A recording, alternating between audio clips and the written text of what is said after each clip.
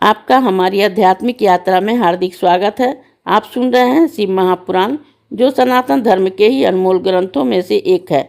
इस श्रृंखला में हम आपके लिए ही इस दिव्य ग्रंथ के प्रत्येक अध्याय का शाश्वत पाठ प्रस्तुत करेंगे।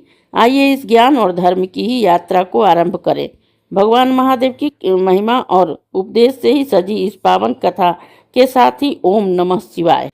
30वां अध्याय ऋषियों द्वारा ही शिव शक्ति से ही निर्गुण तथा सगुण संबंधी प्रश्न। ऋषि बोले कि यह तो बड़ा ही विचित्र गहन योग्य और गहन चरित्र आपने कहा है, जो देवताओं के भी जानने में अशक्य और हमारे मन को मोहित कर दिया है। शिवाशिव के इस तत्व ज्ञान में तो कहीं भी त्रुटि नहीं ज्ञात होती है, जिसका चरित्र तो विशेषकर ही प्रकृति भाव संभव है। यद्यपि वे ही ब्रह्मादिक लोगों की उत्पत्ति, पालन और प्रलय के कारण है, तथापि अनुग्रह प्राप्त शिव के वशवर्ती हैं और उनका यह ऐश्वर्य किसी के अधीन भी नहीं है।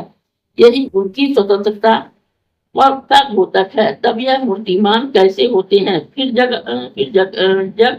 जब वे जगत के कारण है, तो उनकी स्वतंत्र मूर्ति कैसे हुई? और मूर्ति के ही कार्यत्व होने के बिना ही कारण उसकी सिद्धि कैसे हुई? क्योंकि उसके लिए तो सर्वत्र निर्गुण भाव ही कहा गया है, दूसरा नहीं। तब उन एक ही में निर्गुण और सगुण दो भाव कैसे स्थित हो गए? जब वह परमात्मा स्वभाव तक निर्गुण है, तब स्वभाव से ही विपरीत वह सगुण कैसे हो गया?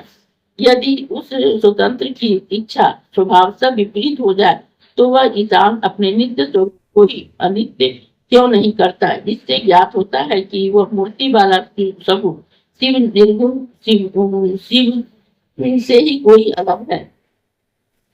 जिस शिव के सब कुछ ही अधिष्ठित है, यही कहीं वह इन सब की मूर्ति हो जाएगी, तो उस मूर्ति में ही वह मूर्तिमान परतंत्र हो गया।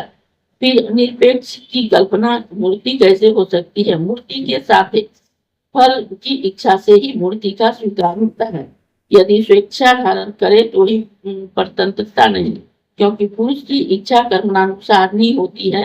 ब्रह्मा से पिशाच पर्यंत स्वेच्छा शरीर धारण और त्याग में ही समर्थ हो, तब क्या वे कर्म से ही वशवर्ती है? देह का निर्माण तो ऐन्द्रजालिक है, अनिमानिक गुणों से ही वशीकर से ही युद्ध करते हुए दधीची ऋषि के साथ ही विष्णु ने विश्व रूप धारण किया था। परंतु परमात्मा शिव का ही ऐश्वर्य तो सबसे महान है। यदि शरीर धारण करे तो वह अन्यों के समान ही हमको भी विदित होंगे, क्योंकि वे शिव जी के ही परम कारण है और सबको ही अनुग्रह करता है। तब वह सब देवताओं के अनुग्रह करता कैसे होंगे? ब्रह्मा का 5वां सिर तो देवों ने काटा था, जो किसी कल्प कथा में कहा गया है, और पुत्र होकर भी उन्होंने शिव की ही निंदा की। यह उनकी कुमति और हठ था। विष्णु के नरसिंह रूप को ही सर्व रूप में ही उन्होंने ही शांत किया। दक्ष यज्ञ में ही वीरभद्र ने आकर देवताओं की स्त्रियों और देवताओं को भी दंडित किया। क्षण मात्र में ही उन देवादिदेव ने त्रिपुर दैत्य सहित उनके पूर्ण परिवार को निद्राग्नि का ही निंदन कर भस्म कर दिया।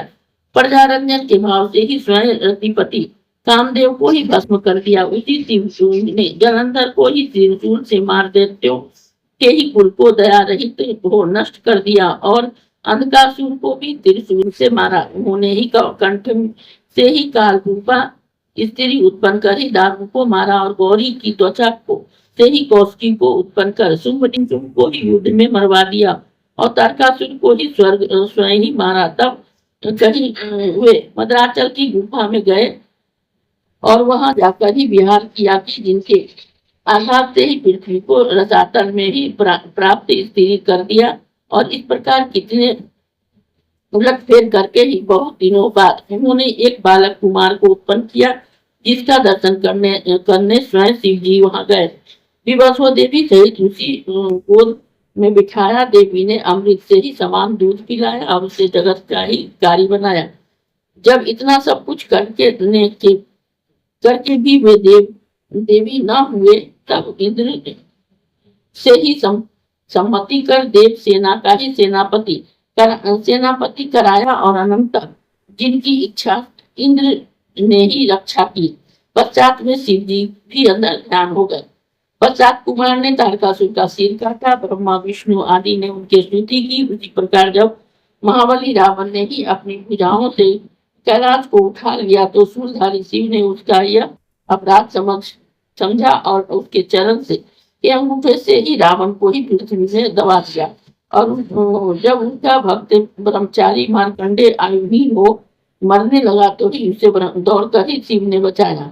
इत्यादि इनके ये सभी कर्म तो ही अंग संचालक है। फिर उन्हें निर्गुण कैसे कहा जाए? यदि यह कहिए कि ये शिव परम शांत और सबके अनुग्रह करता है तो वे ही समर्थ सबको एक बार ही मुक्त क्यों नहीं कर देते? यदि यह कहिए कि प्रारब्ध रहते कैसे मुक्त हो सकते हैं तो दुख के आने पर कर्मों का कार्य भी ईश्वर प्रदत्त ही होता होगा। अधिक नास्तिकों का तर्क तो मैं क्या करूं? हे पवन देव, जैसे मेरा यह संदेह दूर हो वह आप मुझसे कहिए। इस अध्याय के श्रवण हेतु आपका हृदय से धन्यवाद। हम आशा करते हैं कि शिव महापुराण की यह दिव्य कथा आपको आध्यात्मिक शांति और गहन ज्ञान प्रदान कर रही होगी। कृपया अगले अध्याय के लिए हमारे साथ जुड़े रहें और अपने सुझाव एवं भावनाएं कमेंट के माध्यम से अवश्य साझा करें। धर्म, भक्ति और ज्ञान की इस पावन यात्रा में आपका साथ हमारे लिए अत्यंत मूल्यवान है। ओम नमः शिवाय। यदि यह प्रस्तुति आपको पसंद आई हो, लाइक करें, कमेंट करें, सब्सक्राइब जरूर करें, बेल आइकॉन दबाना ना भूलें ताकि अगला अध्याय आपसे छूटे नहीं। और इस पावन ज्ञान को ही शेयर करें अपने परिवार और मित्रों तक।